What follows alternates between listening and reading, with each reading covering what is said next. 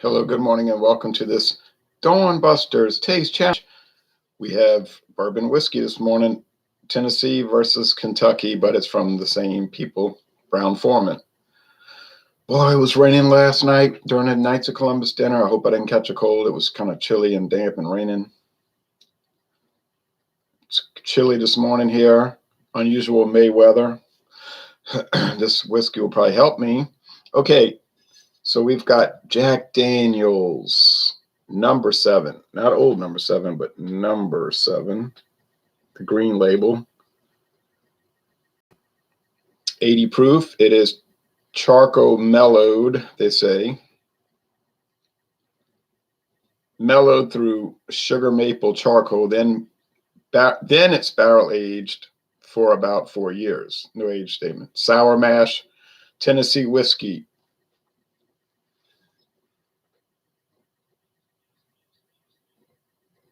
Old time. This is a different label than the one you're used to seeing. Old time.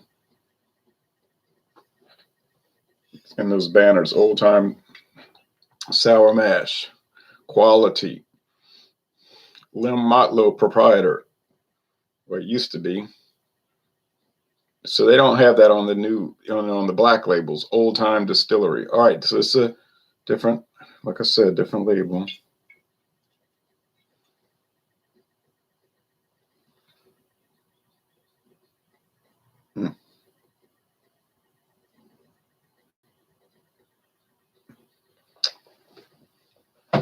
The competitor, Cooper's Craft.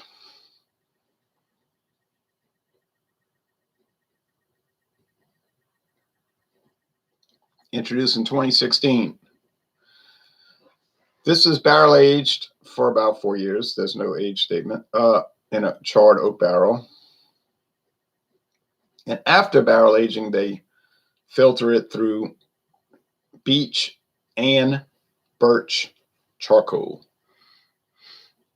And Cooper's BF Brown-Forman cooperage. I'm sorry, BF cooperage. Brown-Forman cooperage was established in 1945 in Louisville, Kentucky. So this was made in honor of that, and it's a Louisville, Kentucky product.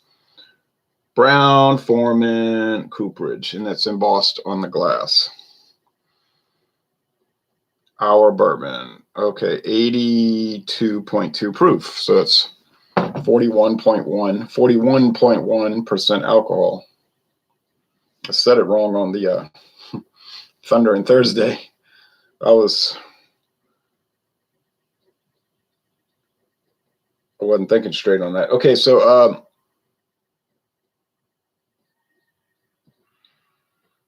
let me think. What was I going to say?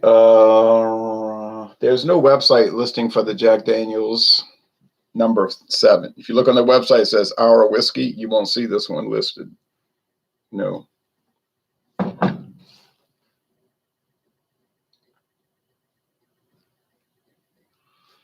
They only mention it briefly in the frequently asked questions where they say how it's an inferior, it's inferior barrels, and they explain why, and then they sell it. They don't throw it out. Maxwell, good morning, Ron. Good morning to you, Maxwell. Thanks for joining from Russia, the Russian Federation. Okay, this was about $25 for this 1 liter bottle. All right, $25 for 1 liter. Now, if you get the $7.50 at Walmart, the black label, we don't get the green label here. It'd be about $22. $22, $23, okay? I don't see it cheaper than that. I have a little bit of it left. Thank you, Donna and Sandra. Donna, rest in peace. She passed away, sadly, but Sandra, they bought this from me. I said, well, how much do I owe you? I was going to pay. I told them to buy it. Now I pay them back. But they said, no, we're giving it to you as a gift. That was great. Dave Martinez, Cooper's Craft made where? In Kentucky. Yeah, Louisville, Kentucky. Produced and bottled by Brown-Forman Beverages, Louisville, Kentucky. All right. Brown-Forman's got distilleries all around. There's a nice little tag on here talking about 1945.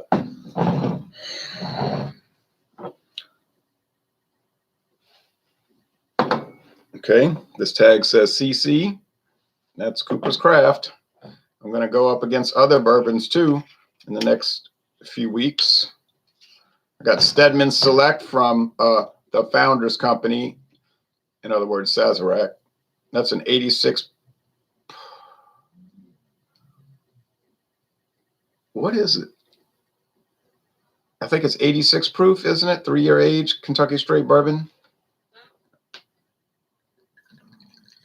Big, huge glass bottle for $19.99. Great price, great value.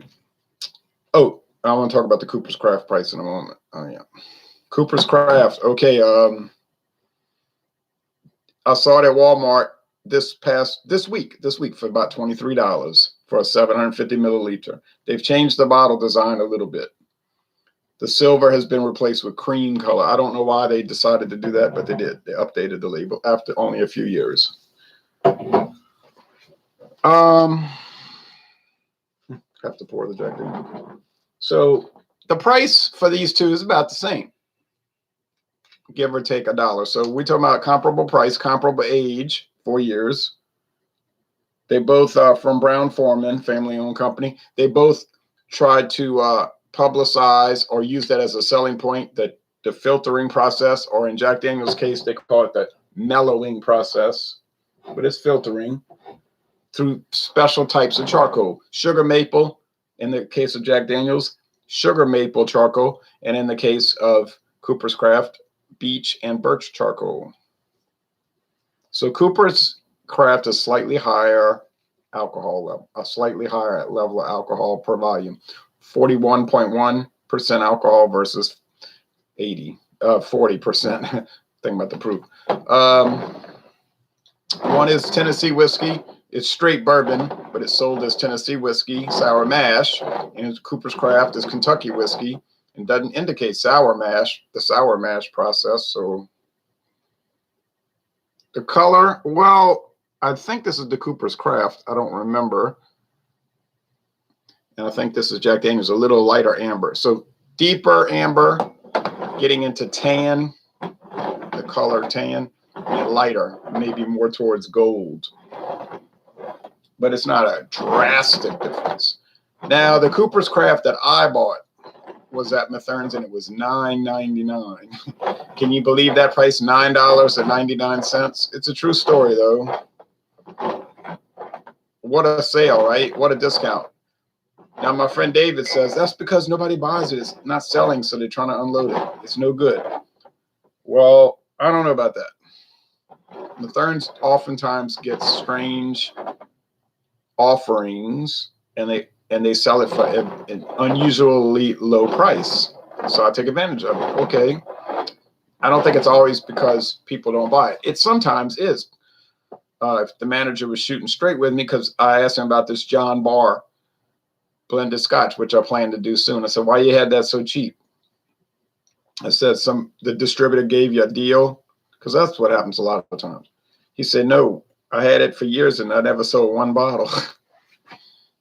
He had it on the shelves for years. He said, no, I never sold one bottle of it. So I just took a $23 bottle, sold it for $15.65, whatever it was. So I said, oh, well, I didn't know. That store is awesome. Yeah, Cooper's. Oh, yeah, it is. And Savannah Discount and Discount Depot are even more awesome as far as price. But they're not gourmet level store. You know, Mathern sells a lot of gourmet food products. It's a full supermarket. Whereas Savannah Discount and Discount Depot are simply convenience stores.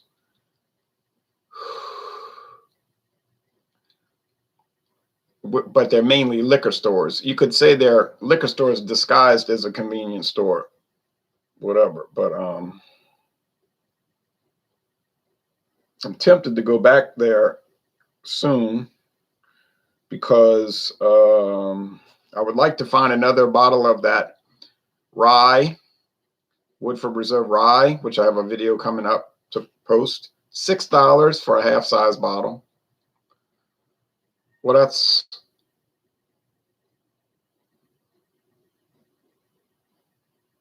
over half the price. About half the price, over half price. So it'd be $12 a bottle. There's no way you're going to get Woodford Reserve rye for $12. So So if they have another one, I'll buy it, because then I wanted to do it to taste challenges. I was like, you should have bought two. Why you wanted to do that? But I was trying to pay back something at the time. I was trying to be careful with the money, because you might remember the Ram truck. And then I had to get a new air conditioner for this house. I didn't have to get a new one, because the man said, well, you could keep fixing this one. It's just going to keep breaking. I mean, it's old. It's from 1991.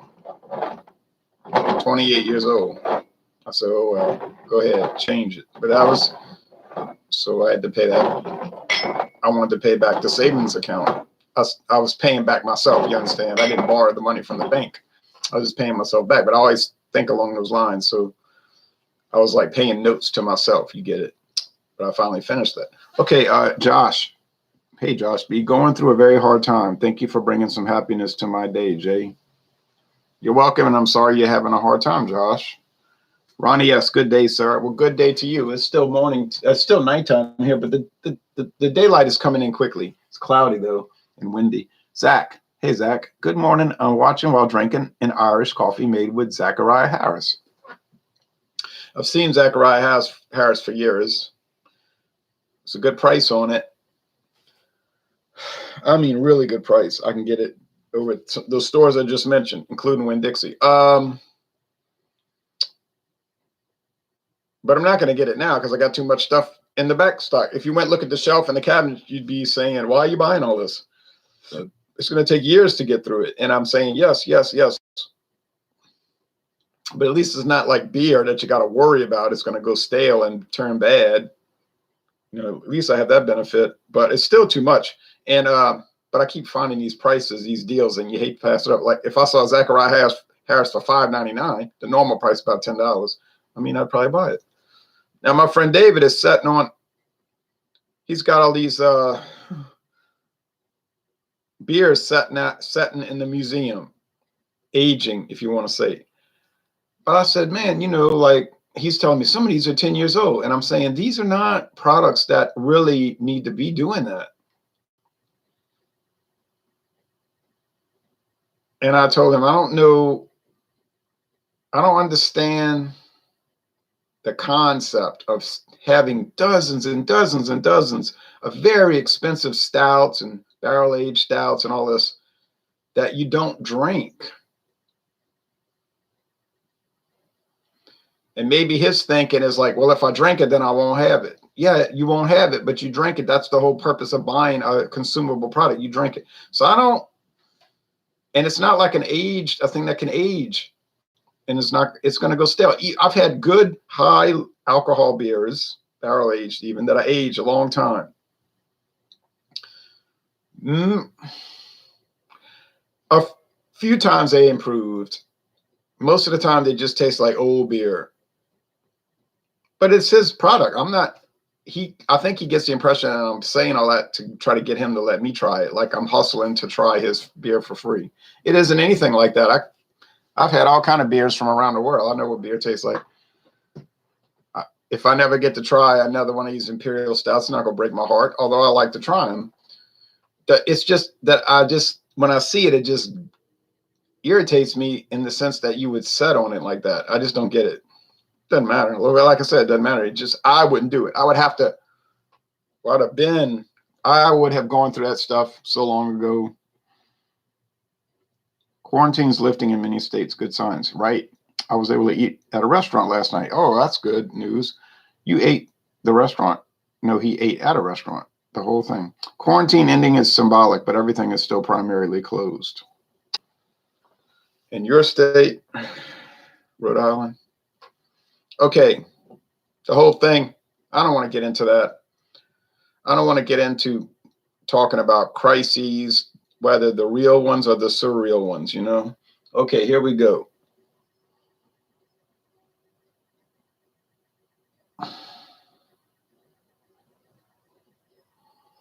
I made a post yesterday on Facebook about how the media can frame stories. My daughter was upset and saying, it's irresponsible that you post that. I say, no, that post was not necessarily related to any current news story. It was simply an observation of how the media frames stories. And since you're emotional about it, it's an example of how they can, I would say, manipulate people. You use evidence that confirms there's a barrier to problem solving. It's called confirmation bias. Confirmation bias is you seek an answer, but you overlook information that would not bolster your story, or your framing of the story, I should say. And then you only use the information that will bolster it. So that's what I was talking about. And then everybody applied what I was saying to a particular news story, which is fine. I said, but I told them, I said, this post is not necessarily related to that or any particular news story. It's about how the media can frame things. And I don't apologize for making posts designed to get people to think objectively and cognitively and sensibly about topics or concepts. I cannot apologize for that, because if I did apologize, it would be dishonest. It would be dishonest.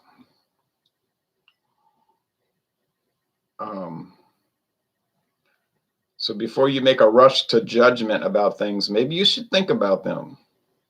But people don't want to hear it. They don't want to hear it.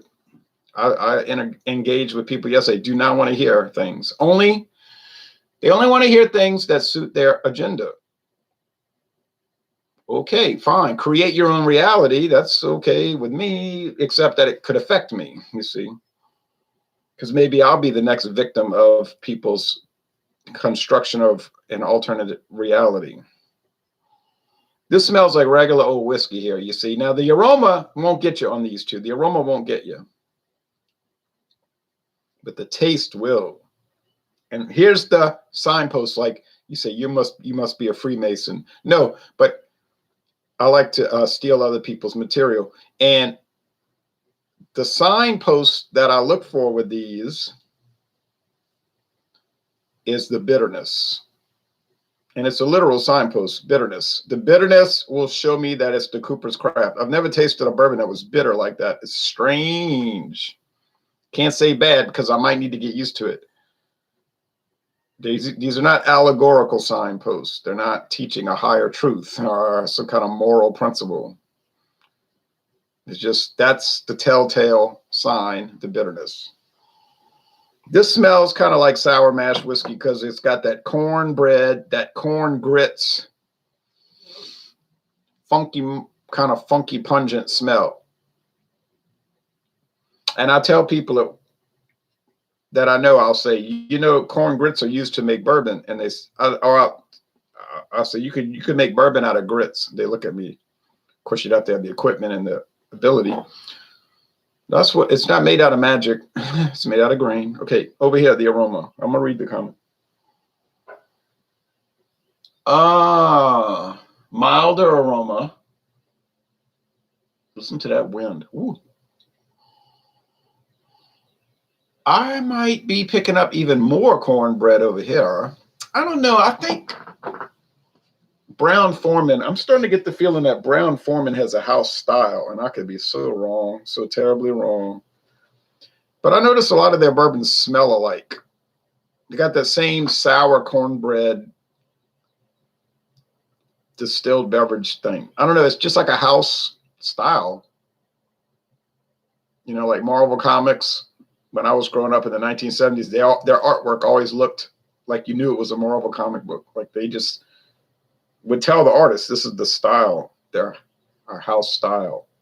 Sort of like newspapers, they'll tell the writer, this is the way we write. DC Comics, you could always tell their artwork didn't look the same. It's just different. I'm not saying one was better or worse, but they were different. And I used to say that to myself. I couldn't even understand it. Why does it look like DC Comics? It just did.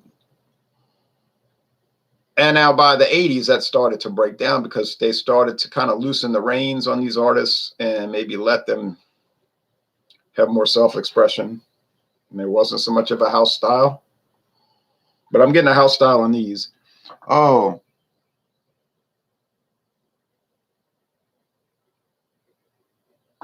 Poor Ron is stuck with the dictators in Louisiana. Yeah, unfortunately. Politics aren't polite conversation. No, but a lot of people I get into conflicts with, that's what they post. Fiery political posts all week. I usually won't say anything because they'll just, I say, fly off the handle. But I thought I wouldn't hurt for me to put a more introspective post, more thinking post, just to see what people would say. And then it was like explosion. But I can't apologize for promoting thinking.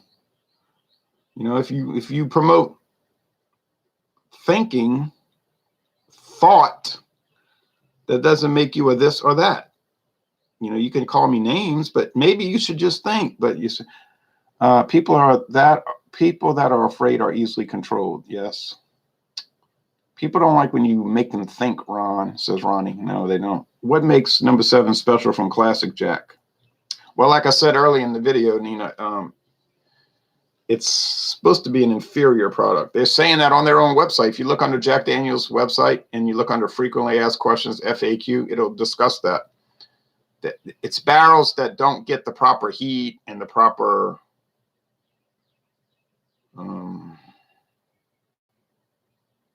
aging, but they're not throwing the whiskey out. No. They just make the green label. Now, I don't detect much difference, to tell you the truth. I would just buy the green label every time if I could to save money. But these guys at the company, they can really pick up little intricate taste variances.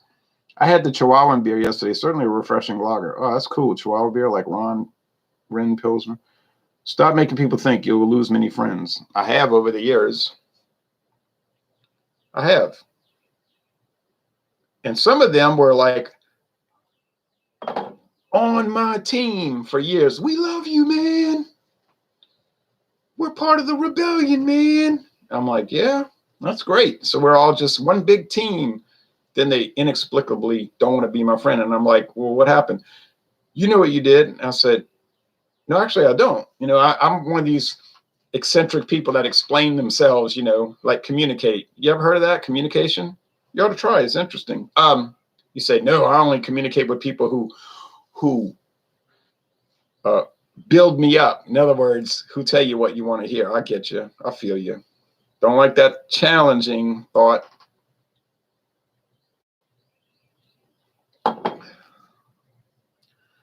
But you'll never get that from me.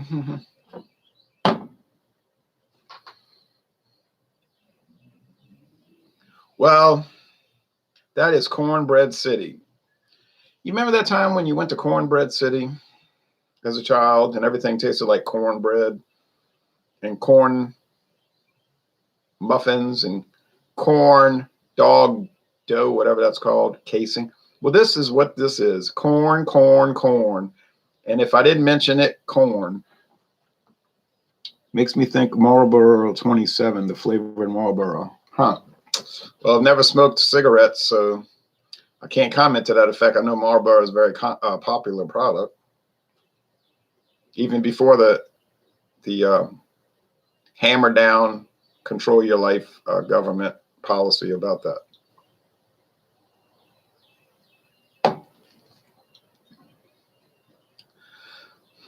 Okay, well, this one in my left hand tastes like it's stronger alcohol. And then we're only talking about 41.1% versus 40. But just something about it seems a little stronger. Also, okay, now let's think about the bitterness. Well, I tell you one thing.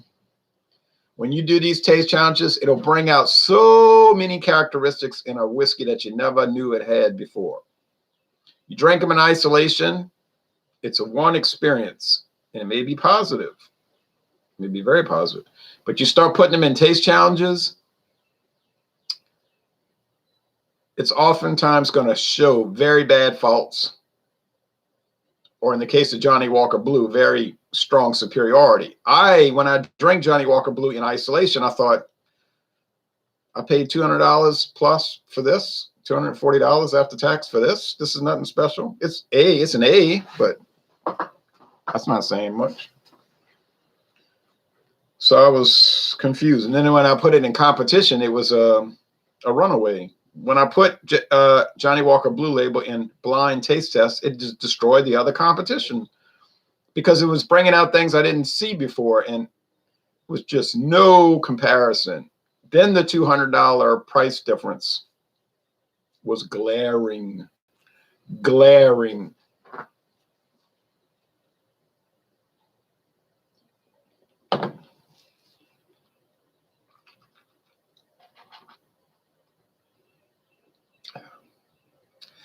Yeah, this has got that strange bitterness. I'm starting to like it though. You know what I mean? At first I didn't like it. The mind is a terrible thing to waste. So many are wasted on Facebook every day. Yeah, no joke. Sliced jalapenos are a nice addition to cornbread. See, a lot of people are comfortable with those corny, insipid jokes. I like to use the word insipid Facebook jokes. Isn't it funny? It's really, to me, it's like it's like this depressing, really. When I see it, it's depressing. It brings me down because it's like, wow, I can't believe that this would entertain people, that this is considered entertainment. Like this is quality entertainment. I think, don't people think, like, why can't they think about just things that matter? I mean, yeah, I post pictures of trucks, I post liquor and all. Yeah, okay, I get it. But all you can post is jokes that aren't funny or insipid and have no meaning. That's all you can do.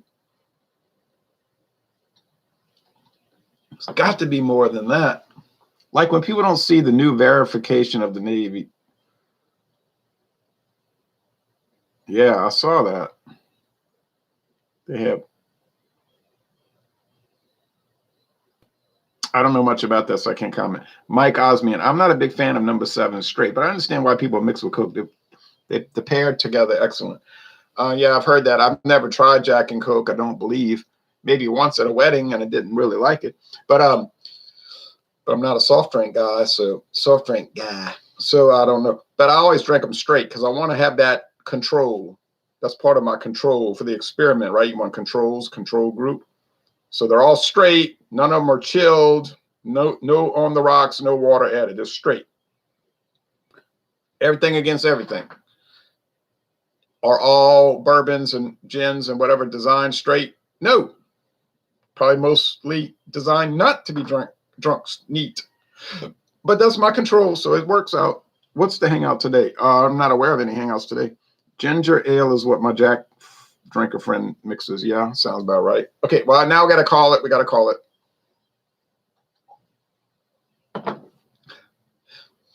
Clear bitterness. Dry wood. Ooh, it's so dry. And charcoal. Yowza. But the bitterness is not as profound here. See what I'm doing, Brown-Forman versus Brown-Forman. You got me? On these other ones, it's different.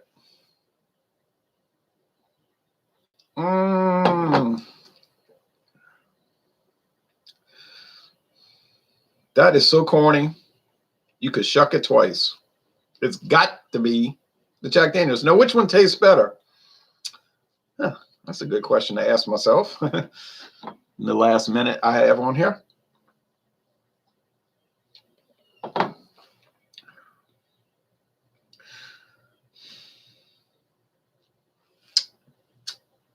I think I'm picking up more charred wood than Jack Daniels.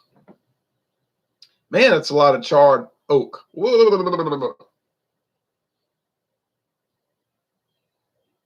The big charred oak candy mountain. All right. Well, I don't know. I guess the Cooper's Craft is marginally better. Anyhow, they're the same price point, so what the heck? And in my case, I got one free and I got the other one for $9.99, but that's, personal thing.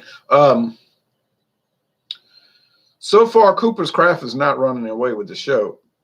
It's won awards. It's won awards, but so has Jack Daniels. So it's fine. I would recommend trying it. My friend David's talking about how terrible it is. I don't see that. But he doesn't like it. Does he have a right to dislike it? Of course, everybody has a right to dislike it. Okay, so I'm going to say, nah, Cooper's Craft, by just a hair, is a little bit better. But not remarkably better. Not appreciably, I like to use that terminology, appreciably better. No, not really. But it's fine. Jack Daniel's probably a little milder, a little more mellow. You folks who can buy beer and liquor in Walmart are so lucky. The communist state of Pennsylvania sucks. Yeah, well, we can go to Walmart and buy beer, wine, and liquor like we're buying a box of cereal. And there's no lady behind the counter where you got to tell her, oh, give me that one. No. You just pull it off the shelf and buy it. Carry it to the store if you want. Now, they do have stuff locked in a cabinet, but that's things that they don't want people stealing. That's why it's locked. I'll have some Schlitz to review Thursday if there's a hangout. Yes, we're planning to hang out Thursday. Schlitz, that's a good choice. Got some Mexican beers, too, as a birthday gift. Now, if you want to hold on to those Mexican beers till the first Wednesday in June, go ahead, because that's going to be our theme in June, Mexican beers. All right, so I'm going to call it Cooper's Craft CC. Yep, CC. Rada. OC. C Rada. It won. All right, but it didn't win by much. All right, so thank you. I could tell them apart. I got it right twice now. 2 wins, and I think I'm going to keep winning with this one. It's so distinctive. Thanks for watching this video production. On to watch the news on this windy Saturday morning. Cold, too.